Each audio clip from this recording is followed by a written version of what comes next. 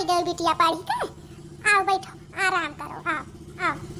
जी mummy जी, मैं college से आ गई। मम्मी जी मुझे बहुत तेज से भूख लगी है, कुछ दो ना खाने के लिए। अच्छा बैठो बैठो, हम घर आए थे जिरकुआ बहू का, बैठो। मम्मी तो हॉस्टल में कुछ खा तो नहीं रही हो, बहुत दोबारा आई गई बहू।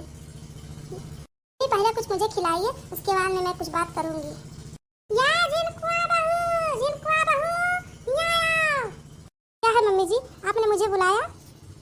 हाँ बुलाए हैं, यहाँ बोला ना ज्यादा। और जाइए कब बिटिया खाती हमारे चाय बना के लेके आओ, और कुछ खाए वाला बना लाई। हमारी बिटिया एकदम सुखाए काटा हो गई, घर काटा लग रही है। मम्मी जी मुझे तो देखने में तो ठीक ठाक है, आपको तो ऐसे लगता है काटा।